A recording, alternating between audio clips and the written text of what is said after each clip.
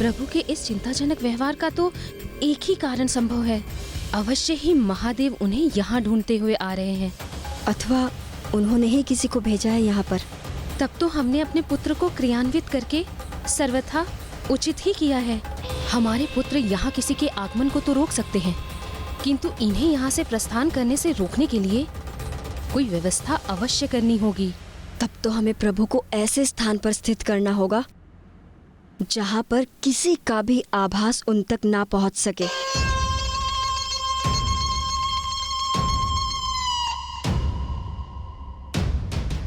मुझे भवन के भीतर ही ऐसा एक स्थान ज्ञात है। उचित है ये। भवन के भीतर की स्थिति हम संभाल लेंगे और हमारे पुत्र यहाँ आ रहे हर व्यक्ति को रोककर बाहर की सुरक्षा सुनिश्चित करेंगे।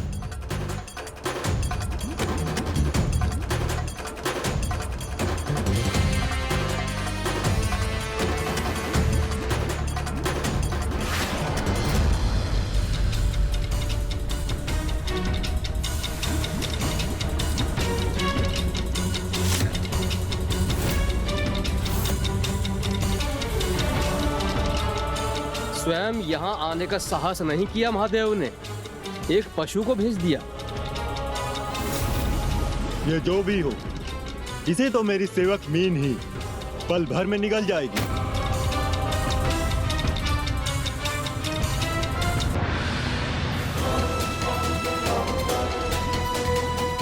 कदाचित मेरे श्री हरिनारायण तक पहुंचने का माध्यम यही अस्त्र है। इससे पूर्व कि ये लुप्त हो जाए, मुझे इसका पीछा कर इसके स्रोत तक शीघ्र पहुंचना होगा।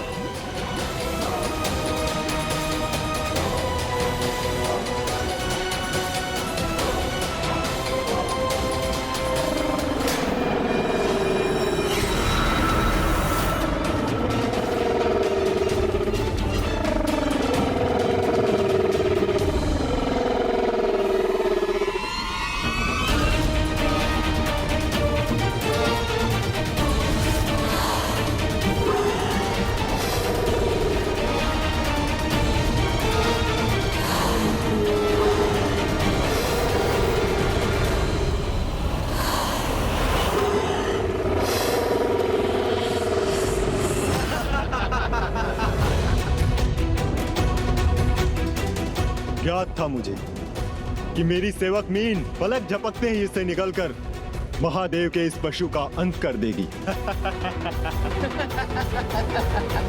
चलिए भ्राताओं, अब हमें यहाँ स्थित रहने की कोई आवश्यकता नहीं। आओ हम चलकर अपनी माताओं को सूचित करें कि उनकी चिंता के कारण को हमने यहाँ पहुँचने से पूर्व ही मिटा दिया।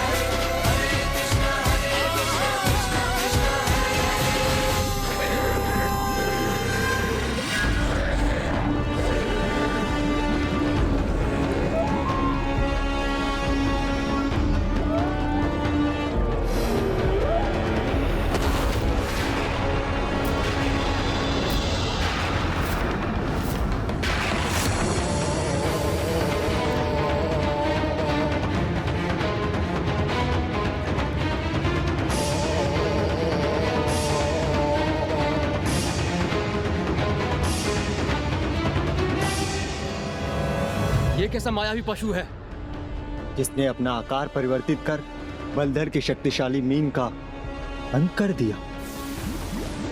अब कहीं ये हम पर ही तो आक्रमण करने नहीं जा रहा है। इस दुष्ट वृषभ ने मेरी सर्वाधिक प्रिय मीन का वध किया, जिसका दंड मैं अवश्य दूंगा इसे।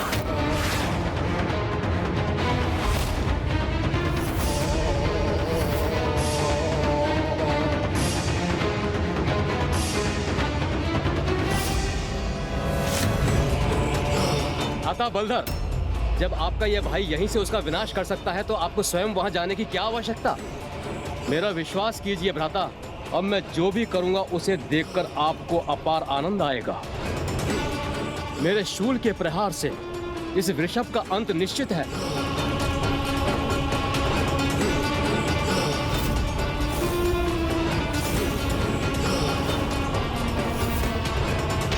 अपनी प्रथम पराजय के उपरांत भी उन विष्णु पुत्रों का विवेक जागृत नहीं हुआ और वो प्रभु शिव शंकर शंभु के अवतार से युद्ध करने के लिए प्रस्तुत हो गए। प्रभु के अवधूत अवतार के समय देवराज इंद्र के उदाहरण से ये सीख तो हम प्राप्त कर चुके हैं कि जिन्हें शक्ति और पद का अहंकार हो जाता है, वो उस अहंकार से भ्रमित होकर अपनी वास्तविकता भूल जाते हैं। हाँ गौरी पुत्र, किंतु एक वास्तविकता तो ये भी थी कि नारायण पुत्र शक्ति और साहस में किसी से हीन नहीं थे और उनकी माताओं से प्राप्त अस्त्रों के कारण उनकी शक्ति में और भी वृद्धि हो गई थी और अब वो उस शक्ति का प्रयोग प्रभु ऋषभ के विरुद्ध करने के लिए तत्पर थे।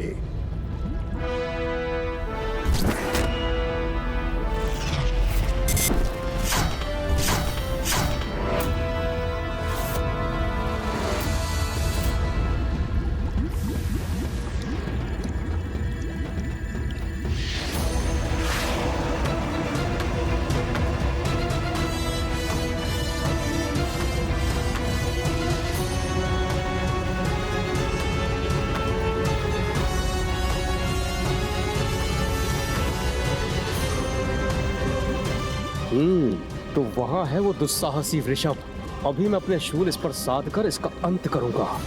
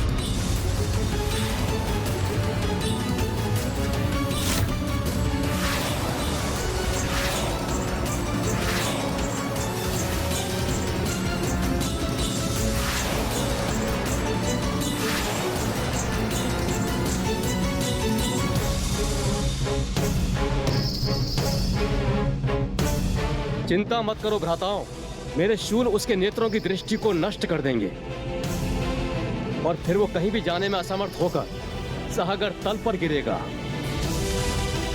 तब भ्राता बलधर, आप अपनी मीन के अंत का प्रतिशोध लेंगे।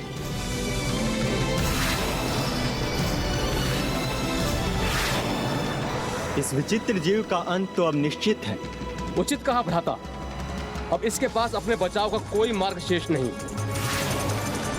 यदि मेरे शूल अपने लक्ष्य पर वार करने में सफल हुए तो ये आहत होगा ही, किंतु यदि वैसा ना भी हुआ, मेरे शूल आपस में टकराव उत्पन्न कर ऐसा भीषण विध्वंस करेंगे जिससे ये वृषभ क्षण भर में अपने प्राण त्याग देगा।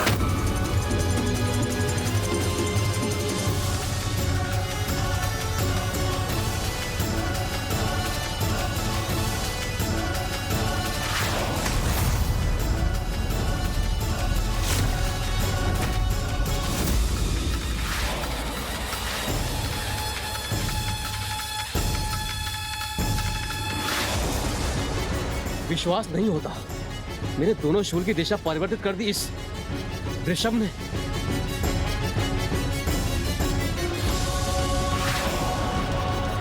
सटीक, ये हमारा वार तो हम ही पे भारी पड़ रहा है। यदि ये दोनों शूल आपस में टकरा गए तो हम में से कोई भी शेष नहीं रहेगा।